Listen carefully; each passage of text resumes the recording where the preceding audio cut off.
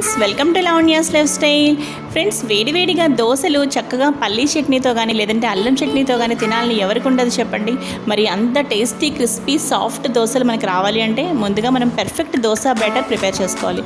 ఇక ప్రొసీజర్ చూసేద్దామండి. Dosa batter recipe ఈరోజు మనం చూసేద్దాం. ఫస్ట్ ఏం చేయాలి అంటే ఏదైనా ఒక బౌల్ తీసుకోవాలన్నమాట. దానిలో ఒక గ్లాస్ నిండా మినపప్పు వేసుకోవాలి. ఇప్పుడు మీరు ఈ మెజర్మెంట్స్ని ఫాలో అయ్యి తప్పకుండా దోశ బ్యాటర్ ప్రిపేర్ చేయండి. చాలా చాలా టేస్టీగా మీకు మంచి క్రిస్పీ దోశలు వస్తాయి. కంప్లీట్గా ఒక గ్లాస్ మినపప్పు వేసుకున్నానండి. ఇక్కడ మీరు గమనించి ఉంటే కొంచెం ఫస్ట్ వేసేటప్పుడు గ్లాసు వెల్తిగా కొంచెం అనిపించింది నాకు, అందుకోసం మరి కొంచెం వేసుకున్నాను అనమాట. ఒక గ్లాస్ మినపప్పు, 3/4 టీ స్పూన్ మెంతులు, 1 స్పూన్ శనగపప్పు, 1 స్పూన్ కందిపప్పు వేసుకున్నాను. తర్వాత 3 గ్లాసుల బియ్యం. ఏదైతే మినపప్పు తీసుకున్న గ్లాస్ ఉందో అదే గ్లాస్ తోటి 3 గ్లాసులు అనమాట. ఒకవేళ మీరు ఏదైనా కప్పుతో చేసుకున్నారనుకోండి, కప్పుతో మినపప్పు వేసుకుంటే అదే కప్పుతో 3 కప్పులు బియ్యం కూడా వేసుకోవచ్చు మీరు. చూసారు కదా.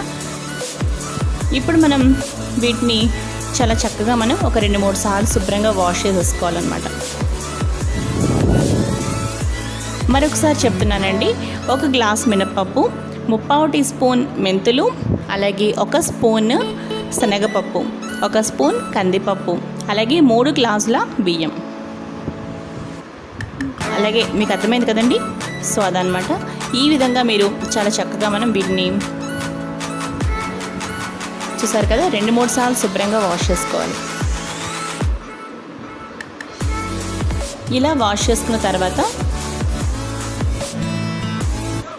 ఇప్పుడు మనం దీని నిండా వాటర్ పోసేసారనమాట.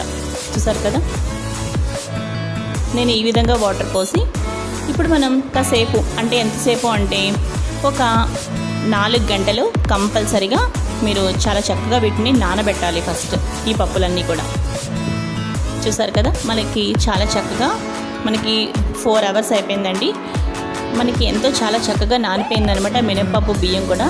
చూసారు కదా. ఇప్పుడు మనం గ్రైండర్ చేద్దాం.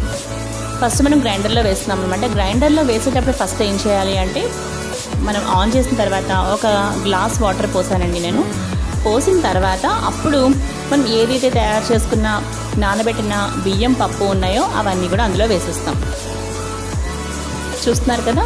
మినపప్పు బియ్యం మొత్తం అదంతా కూడా వేసేసుకుని తగినంత వాటర్ పోసుకుంటూ మీరు ఈ విధంగా దోశ బ్యాటర్ ప్రిపేర్ చేసుకోవాలండి. చూసారు కదా.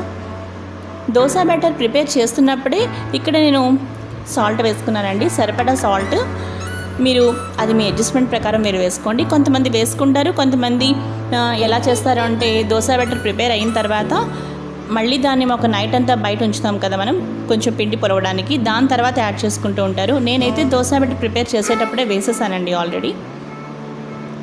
మీరు కావాలంటే మీరు అప్పుడైనా వేసుకోవచ్చు, లేదంటే ఇలా బ్యాటర్ ప్రిపేర్ చేస్తున్నప్పుడైనా వేసుకోవచ్చు అనమాట. ఇలా దోశ బ్యాటర్ మనకు ప్రిపేర్ అయిన తర్వాత అప్పుడు ఒక నైట్ కంప్లీట్గా మనం బయట వదిలేయాలండి.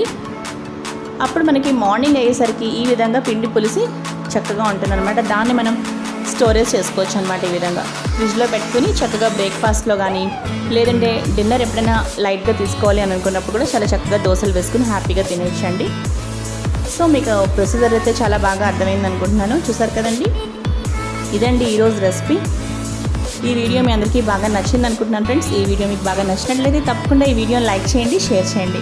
మరిన్ని వీడియోస్ కోసం లావణ్యాస్ లైఫ్ స్టైల్ ఛానల్ని సబ్స్క్రైబ్ చేయడం మాత్రం అస్సలు మర్చిపోకండి. మరో మంచి వీడియోతో కలుస్తాను. Bye friends. Keep on watching Lavanya's life style.